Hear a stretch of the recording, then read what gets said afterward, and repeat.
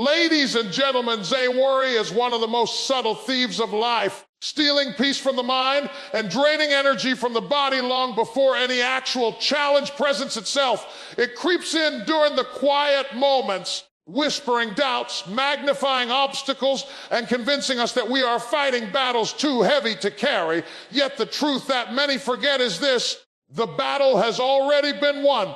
The victory was secured not in the heat of your current struggle, but long before you ever faced it. The illusion of worry makes you believe you are unarmed, unprepared, and unequipped, when in reality, you are already standing on the side of triumph. Worry manufactures false evidence, while faith reveals eternal assurance. When you look at worry from this perspective, you begin to understand that it is not only unnecessary, but it is a misuse of the mind's greatest power, its ability to choose what to focus on. When you worry, you project energy into a future that may never happen. You create images of defeat in your imagination and then begin to feel as if they are reality. This is the deceptive nature of worry. It convinces you that thinking about a problem over somehow helps solve it, when in fact it strengthens the problem's hold on your mind. Imagine holding a magnifying glass over a small ember. The longer you focus on it, the larger the flame grows. Worry works in the same way. The more attention you give to a thought of lack, fear, or uncertainty, the bigger it becomes in your life. Yet the promise of God declares that the fire was already put out before it ever touched you. The battle was already won before you ever stepped into the arena. So what you are worrying about is not a real enemy. It is a shadow of a fight that no longer exists. Think about it. Worry adds nothing to your life. It doesn't heal. It doesn't provide. It doesn't protect. It is powerless to change circumstances, but it is powerful enough to change you by shrinking your confidence, distorting your perspective, and weakening your faith. And that is why it is so dangerous. Worry places you in a state of double-mindedness, where you say you trust God on one hand, yet on the other, your thoughts run wild with fear of what might happen. But how can fear and faith share the same house? One will always drive the other out. You must make a conscious decision to choose faith and let it dominate your inner world, because worry is nothing but misplaced faith in the possibility of defeat instead of the certainty of victory. Every time you allow worry to take root, you are rehearsing failure. You are playing a movie in your mind where the ending is not in your favor, and the body begins to react as if it were true. Stress levels rise, peace is disturbed, sleep is stolen, and joy becomes buried under a mountain of what-ifs. But the amazing thing about the mind is you have the power to switch the reel. Instead of playing the film of defeat, you can choose to play the one where God has already gone ahead of you, opened the door, and secured the outcome. This shift from worry to trust changes everything. It takes the same mental energy you were wasting on fear and channels it into vision, gratitude, and expectation of good. The reality is this: battles are not won in the external world first. They are won in the inner world of belief. When you know within yourself that God has already made a way, then no amount of worry can control you. The enemy of your peace wants you to live in reaction to life, always anticipating the worst. But the truth is, you were never meant to live reactively. You were designed to live proactively from a place of certainty and assurance. Worry blinds you to solutions and opportunities, while faith sharpens your perception and gives you access to divine strategies you could never see while anxious. Picture a soldier walking into a fight, unaware that victory has already been declared in his favor. If he doesn't know it, he will fight nervously, hesitate, and doubt his every move. But if that same soldier walks into the arena knowing the battle is already over, he will move with a different confidence. He will stand tall, take bold steps, and fight without fear, because he knows the outcome is secured. This is exactly the posture you are meant to have in life. God has already fought for you, already written your story, already placed you in the winner's seat. Worry is only an illusion trying to convince you otherwise. The moment you shift your awareness from the illusion of worry to the reality of victory, everything inside you begins to change. Your breathing slows, your shoulders relax, your heart feels lighter. because now you are no longer trying to carry what was never yours to carry. You begin to understand that worry was only a mental trick keeping you from enjoying the freedom already available to you. You stop entertaining thoughts of defeat because you realize they are lies dressed up as possibilities. You refuse to magnify problems because you see clearly that magnification belongs to the solution. You start to align your mind with gratitude because you recognize that worry was blocking your vision of blessings that were already present. Worry is a choice, but so is peace. When you understand that the battle is already won, you choose peace, and peace multiplies your energy.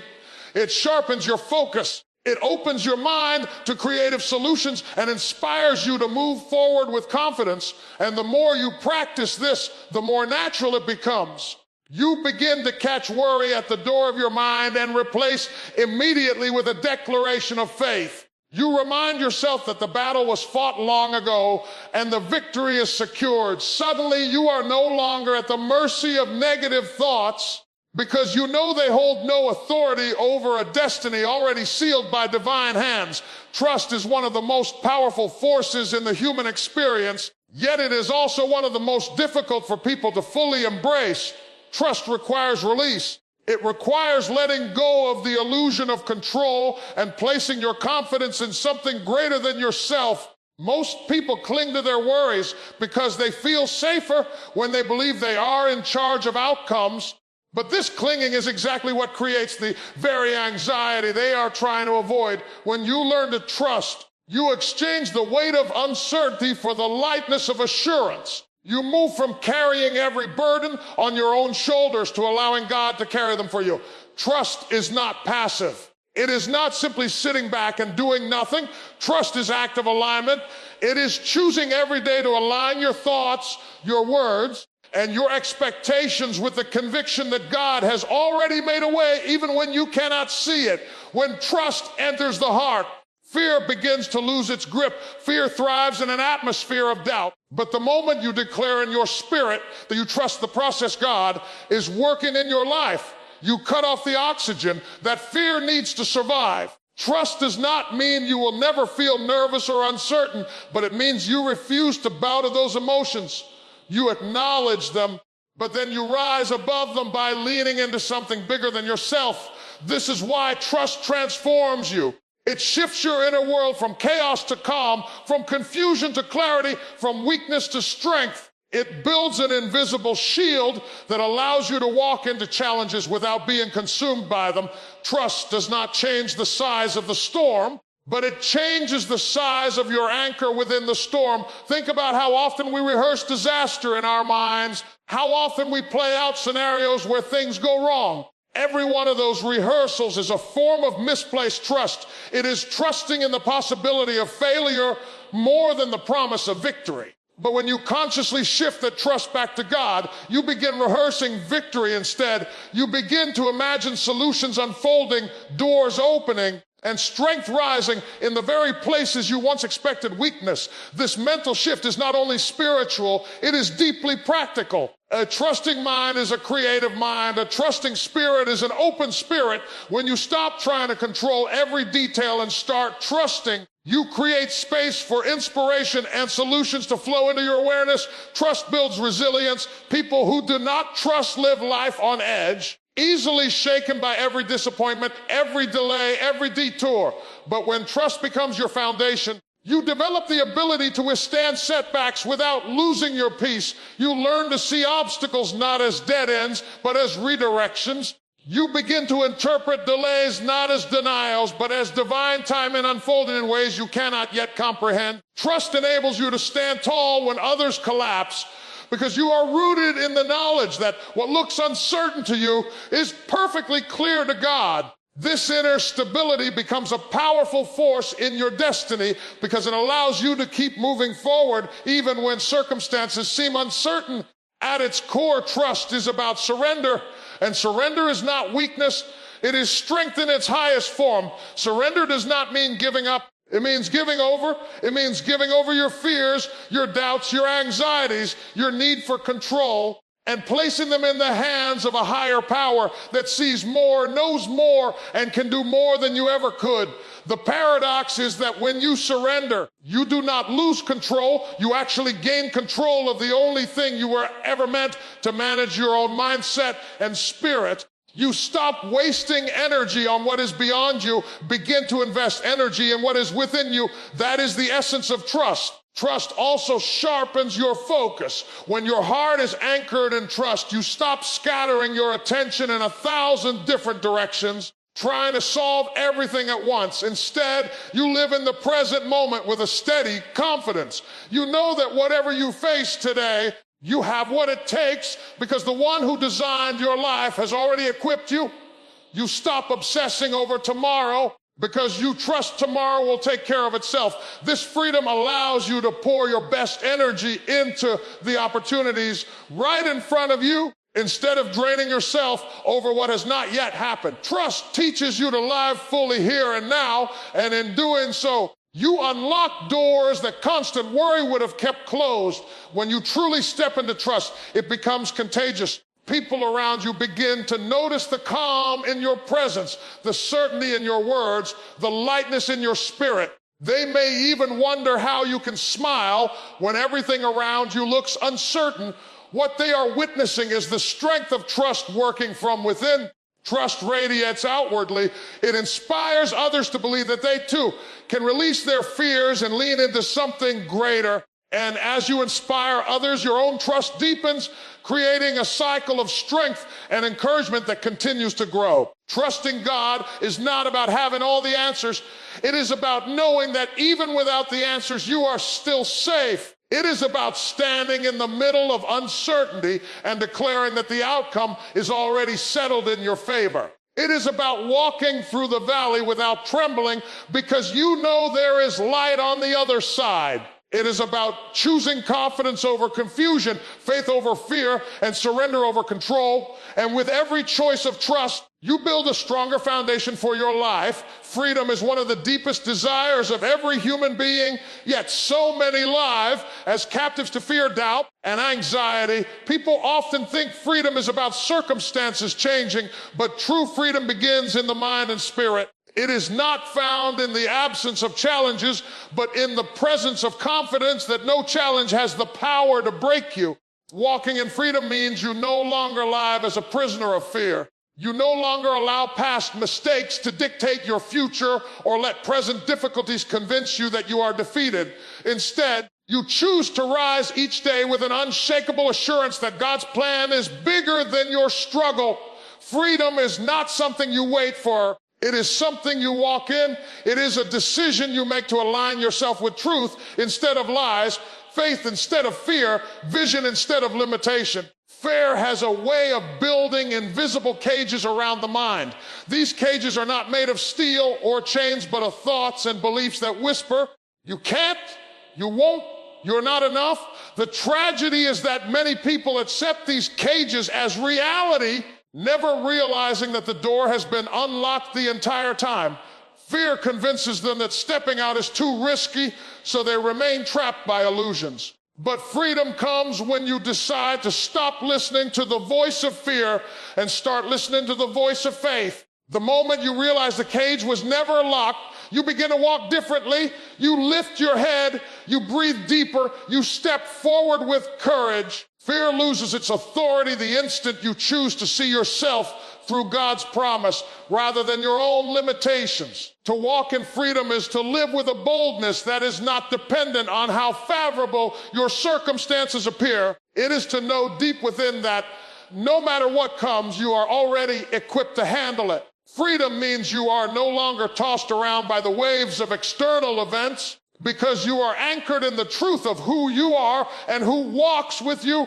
Imagine a person carrying a heavy backpack filled with rocks, struggling to climb a hill. Every step is exhausting. Every movement is slow because the weight is unnecessary. That is what fear and worry do. They load your spirit with burdens you were never meant to carry. Walking in freedom is like setting that backpack down. The hill is still there. The climb is still real, but suddenly you move with greater ease, greater speed, and greater confidence because you are no longer carrying what was never yours to hold. The beauty of freedom is that it changes not only how you feel, but also how you act. A fearful mind hesitates, delays, and second guesses. A free mind moves with clarity, takes action with conviction, and embraces opportunities without being paralyzed by what might go wrong. Fearful people wait for perfect conditions before stepping forward, but free people create momentum by stepping forward even in imperfect conditions. They understand that freedom is not about waiting for all obstacles to vanish. It is about moving despite them, knowing the power within them is greater than the challenge before them. Freedom is also about identity. When you know who you are in God, fear cannot deceive you into believing you are weak, unworthy, or defeated. Too many people live under false labels placed on them by others or by their past experiences. Those labels act like chains, keeping them bound to a false version of themselves. Walking in freedom means breaking those chains and stepping into your true identity. Beloved, chosen, equipped, and victorious. This shift in identity changes everything. You stop striving to prove your worth and start living from a place of worth already established. You stop letting fear tell you who you are and allow faith to remind you of who you were created to be. Walking in freedom does not mean you will never feel fear again. It means fear no longer has the final say in your decisions. You acknowledge its presence, but you refuse to give it control. You recognize that courage is not the absence of fear, but the decision to move forward in spite of it. Freedom empowers you to face what once intimidated you and to take back authority over your life. Instead of being paralyzed by what if, you are energized by even if things don't go the way you planned. You know you will still rise. Even if the path seems uncertain, you know the destination is secure. This kind of freedom also redefines success. It shifts your focus from external outcomes to internal alignment. Success is no longer just about achieving goals, but about living with peace, joy, and authenticity. When you are free, you stop measuring yourself by the world's standards and start aligning with God's standards. You no longer chase validation because you are already validated. You no longer fear rejection because you know your worth does not depend on human approval. That is the essence of walking in freedom, living from the inside out instead of from the outside in. As you continue to walk in freedom, you discover that it has a ripple effect. Others begin to notice the way you carry yourself, the way you handle challenges, the way you remain calm under pressure. Your freedom becomes a testimony that inspires others to step out of their own cages. Just as fear is contagious, so is freedom. One person's courage can ignite a spark in another, creating a chain reaction of liberation. This is why walking in freedom is not just about your own life. It is about the lives connected to yours. When you choose to live free, you give others permission to believe that they too can be free. Negative feelings are some of the most powerful forces that influence human behavior. And yet most people do not realize that these feelings are not final verdicts. They are signals. They are not the truth of who you are, but indicators of where your focus currently rests. Every emotion you feel is born out of a thought you continue to nurture, and those emotions, whether positive or negative, eventually shape your decisions, your actions, and ultimately your destiny. The danger with negative feelings is not their presence, because everyone experiences them. The danger is in allowing them to dominate your mind to the point where they control your life. When you let anger, fear, jealousy, or discouragement rule your inner world, you hand over the steering wheel of your destiny to emotions that were never meant to drive. But when you learn to recognize them for what they are, temporary visitors, you take back control and rewire them into sources of strength instead of chains of bondage. Think